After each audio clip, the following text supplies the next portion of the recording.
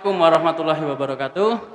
Bertemu lagi bersama saya di Baper, bahas pendidikan rame-rame. Oke, masih bersama saya Ferry Krismawan.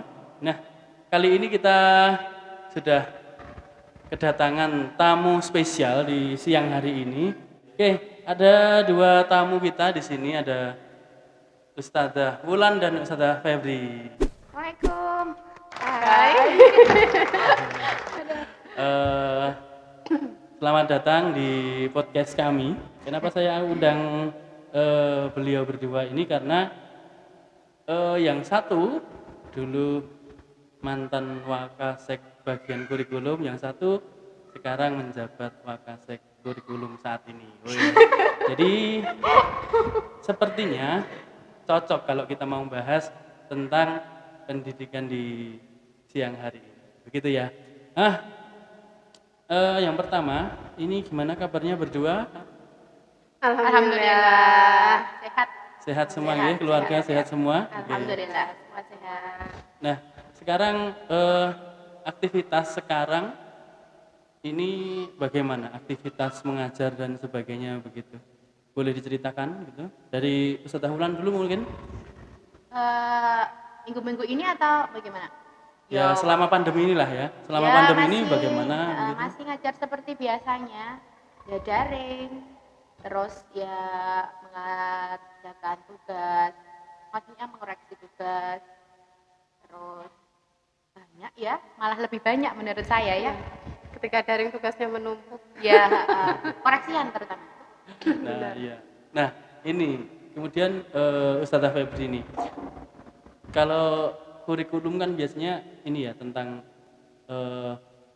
proses pembelajaran di sekolah gitu. Nah, selama pandemi ini apa yang dilakukan Wakasek kurikulum dengan pendidikan atau pembelajaran di sekolahnya?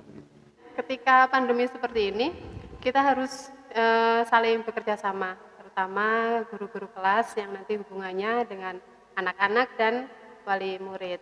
Harus muter otak gimana ceritanya biar nanti materi yang kita sampaikan baik melalui virtual, video pembelajaran atau ketika terjadi kendala di salah satunya berarti kita harus bersedia untuk home visit ke rumah wali murid yang terkendala tersebut. Jadi kita butuh sangat solidaritas dan tim yang solid sehingga misalnya terjadi suatu kendala saling membantu seperti itu. Membantu dalam artian saling support karena jujur ya ketika pandemi seperti ini bukan cuma fisik yang capek, kita guru bukan cuma fisik yang capek, pikiran ya. Terutama pikiran karena iya harus gimana ya, gitu ya. ketika anak-anak bosan bagaimana caranya biar kita bisa melaksanakan pembelajaran yang menyenangkan bagi siswa. Nah, untuk Ustadzah Wulan saya ulangi begitu. Gimana untuk cara mengajar anak-anak ketika masa pandemi ini? Mau pakai metode apa begitu? Tentunya dengan daring ya. Bagaimana pengalaman membuat pembelajaran yang menyenangkan melalui daring dan sebagainya? Bagaimana itu Ustadzah?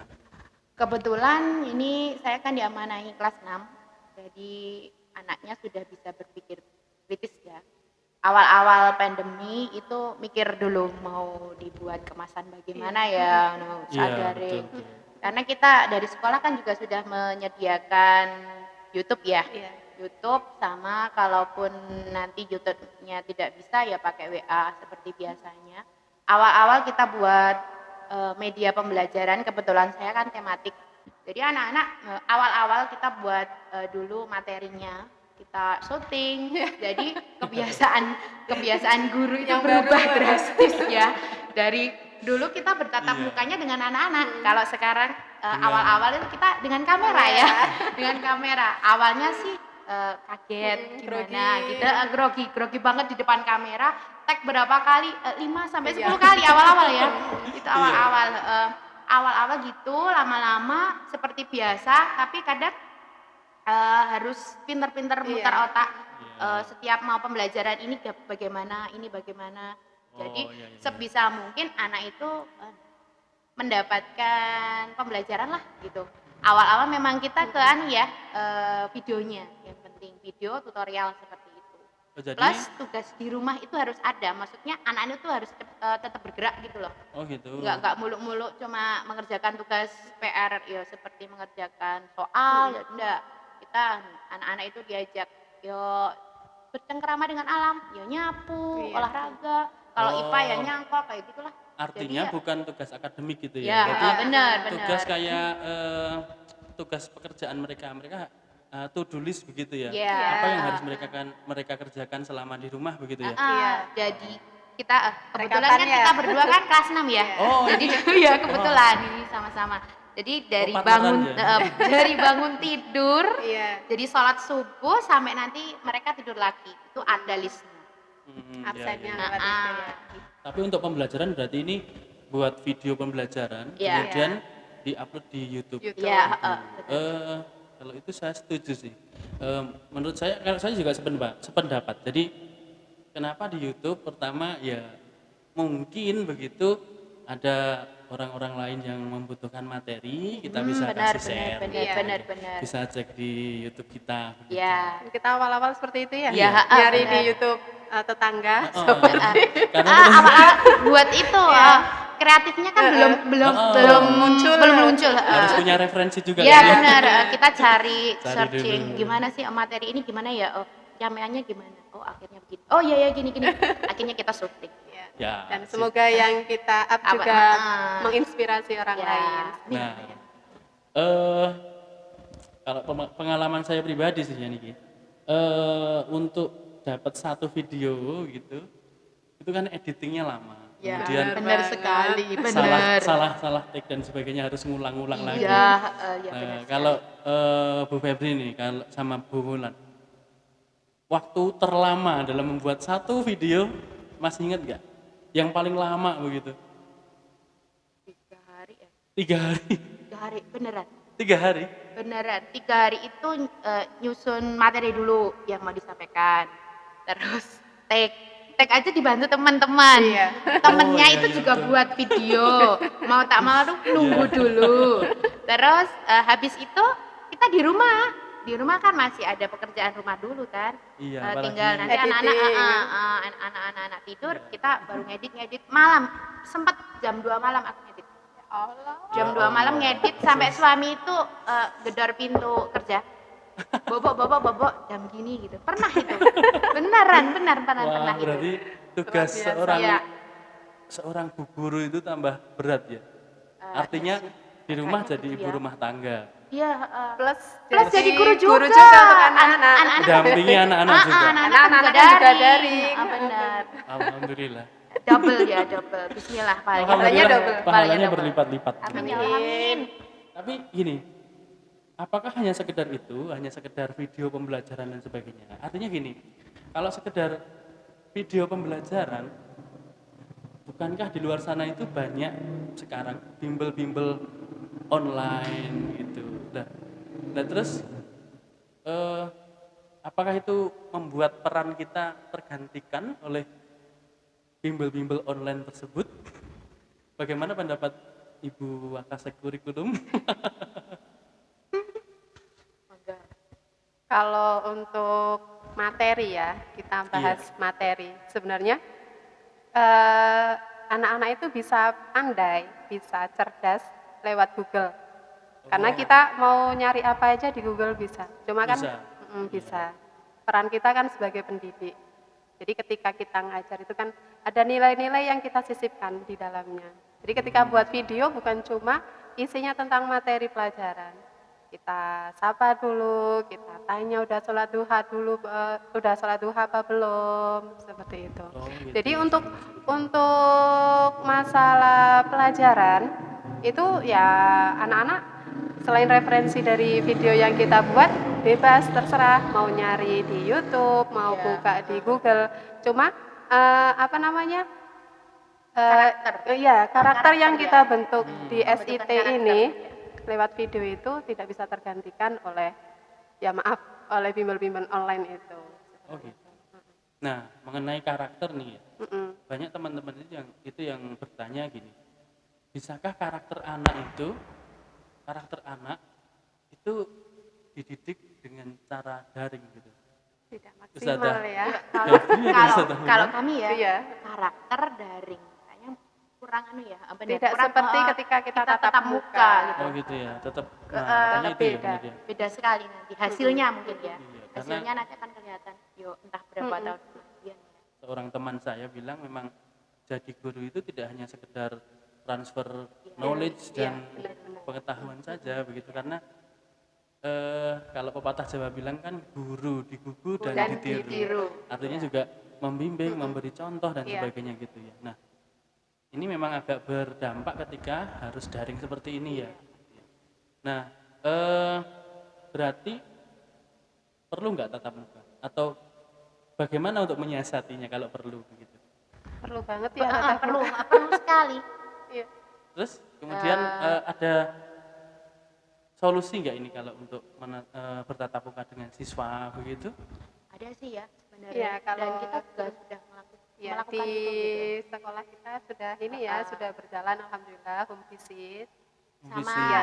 sebelumnya itu kan kita pakai itu Zoom ya. Iya, Bukan virtual. bukan Zoom, virtual maksudnya virtual. Ya pakai aplikasi Aplikasi-aplikasi apapun apapun itulah ya. untuk- Sekarang kan banyak itu. untuk Itu juga mensiasati untuk say hello ke anak-anak biar tidak mulu di rumah bertemu dengan orang tua, akhirnya mereka kan bisa bertemu dengan teman-temannya juga kan kalau lewat virtual, dan kita bisa menyampaikan itu langsung, jadi face kita langsung dalam waktu itu gitu loh. Oh, Bedanya iya, iya. kalau di YouTube kan itu kan rekaman ya. Iya, satu arah gitu ya. Cuma gurunya aja ya ngomong. Tapi kalau kita virtual langsung bisa tatap muka walaupun lewat layar, itu kan setidaknya mengurangi gitu. Setidaknya mengurangi ini ya, mengurangi apa ya? kerinduan. Nah, Yes. Jangan-jangan kerinduan anak-anak nanti dengan lupa wajah Iya, kita. wajah betul. kita. Kemudian untuk pembelajaran nih ya. Nah, kemarin itu saya lihat di berita begitu. Jadi katanya banyak anak-anak itu yang stres. Bahkan ada berita di TV itu ada anak yang bunuh diri karena terlalu banyak tugas begitu. Iya ya, kita pernah, Ya, lihat. pernah Nah, ini baca. ini bagaimana untuk pengelolaan tugas di sekolah panjenengan berdua ini? Kalau alhamdulillah ya, kalau saya lebih ke tim kelas 6 ya, itu sudah terperinci dan Konsep. dan alhamdulillahnya dalam satu hari itu kita manage jangan sampai ada tugas itu lebih dari 3 mapel ya. Kita kan buatnya per hari itu cuma 3 mapel, 3 mapelnya saja itu satu karimah. Karimah itu kan Quran. Oh, baca Quran ya? baca Quran. Jadi kan tidak terlalu iya. forsir gitu lah ya. Terus yang kedua tema, yang ketiga nanti lebih ke muatan lokal. Kalau tema paling kita tidak melulu memberikan tugas ke anak, jadi cuma kadang kita berikan materi sama anak itu juga suruh praktek. Habis itu life skill itu aja. Jadi kita dalam satu hari itu paling enggak 1 atau 2 tugas saja ya. Tugas yang paling harus itu ya karimah setiap hari. Jadi Kalau karimah baca harus Quran setiap itu hari. harus setiap hari. Oh iya benar-benar. Kalau itu harus ya, harus, karena itu harus. ya gimana mau mengajar Quran begitu kemudian dengan daring dan apa ya, tidak setiap hari ya Iya. nggak bisa. Quran Iya. harus continue Iya. gitu, apalagi seharusnya memang harus tatap muka Iya karena benar sekali. makhrajul huruf dan sebagainya kan harus Iya, lihat benar. guru. Ya tapi karena keadaan ya kita maklumi dulu lah ya. Benar. Mudah-mudahan Pandemi. mereka dapat ganti gitu, Iya, dapat ganti ilmu dari mana gitu. Dan sebagainya. Nah, artinya dalam memberikan tugas ini sebenarnya pihak sekolah harus lebih membangun komunikasi antar guru gitu ya. Jadi saling komunikasi, dalam satu Heeh. timnya ya, mungkin Harus- ke harus- perjenjangnya gitu. harus manajemen tugasnya harus benar-benar Iya. bagus gitu ya. Nah, otomatis ini kan daring ini akan menimbulkan apa ya kalau saya bilang? Bisa nggak nilai itu menjadi acuan saja? Kan sepertinya tidak Iya, bisa ya. sepertinya Tidak, belum bisa dijadikan acuan karena terlihat sekali di mana anak yang dibimbing sama orang tuanya Iya. dan anak yang orang tuanya bekerja. Nah, Nah, ini kalau misal dibimbing orang tuanya sih masih mending. Iya. Tapi kadang-kadang ketika ada soal ulangan misalnya begitu, kadang-kadang yang bertarung itu bukan anaknya. orang tua. Bisa orang tua, Benar. bisa guru les. Guru Betul les. sekali. Kamu les Guru di les mana? atau tetangganya. Iya, atau teman Nah, juga. ini yang jadi derita, ya bukan derita sih sebenarnya. Kadang-kadang yang jadi buah si malakama bagi kita sebagai Iya, guru. Benar juga sih. Tetangga-tetangga saya begitu kalau misal ada tugas begitu, kemudian larinya kemana? Ya ke saya. Tidak ada jauh Pak Guru beda. ya. Tidak Soalnya jauh gini, beda. Saya juga seperti itu. Tapi kalau Adik-adik misal kemudahan tugas juga. matematika gitu, mungkin orang tuanya bisa sedikit banyak membantu, Iya. membimbing. Tetapi ini tugasnya bahasa Arab.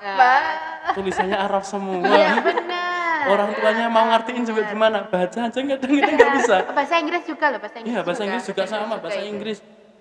Ini gimana? Kemudian kan ya otomatis jalan alternatifnya ya harus ke orang yang paham dengan bahasa Arab, bahasa Inggris dan sebagainya. Yang mapel-mapel yang tidak dikuasai orang tua. Iya. Udah, kita ini kena imbasnya kadang-kadang. Nah, ini kan berarti pertarungan anak jadi tidak sehat ini. Iya, Artinya nilai yang dia dapat kan tidak mencerminkan kemampuan dia begitu. Nah, kalau menurut Anda berdua nih, ini terakhir setelah itu kita closing. Dalam pembelajaran selama daring ini apa yang menjadi prioritas utama seorang guru SIT begitu? Iya, kalau saya pribadi ya lebih ke menjaga istiqomahnya dia ibadah. Jadi ketika anak-anak belajar tatap muka sama kita di sekolah itu kan pagi ada sholat duha, ada murojaah, ada belajar Quran. Kita kan meskipun tadi disebutkan Ustazah Hulan ada listnya, setiap hari ada list kan, kita di situ nggak tahu anak ini mengerjakan apa enggak, itu kan sebenarnya kevalitannya itu kita masih ya husnudon sama orang tua, cuma kan kita lebih menjaga di situ. Jadi kalau menurut saya di sisi-sisi ibadah, di sisi-sisi tauhidnya anak itu yang perlu kita jaga. Karena kemarin itu pernah kita mabit virtual. Secara virtual ya? Iya, secara virtual. Masya Allah ini perdana mabit virtual. Masya Allah, tapi alhamdulillah waktu absen untuk sholat malam. Saya jam setengah 3 mulai saya buka grup. Siapa yang sudah bangun, siapa yang sudah sholat lail, mulai sudah hadir seperti Masya Allah. Nah, sisi-sisi seperti itu yang akan kita pertahankan, dan kalau bisa justru naik lagi levelnya. Kalau dulu mungkin karena di sekolah sholat duhanya 2 rakaat, karena di rumah bisa 4 rakaat seperti itu. Kalau untuk nilai, yang penting anak-anak menguasai seperti yang disampaikan Pak Menteri ya, Merdeka Belajar. Jadi ketika pandemi seperti ini, kita enggak satu buku anak harus menguasai semua materi disampaikan, tidak seperti itu.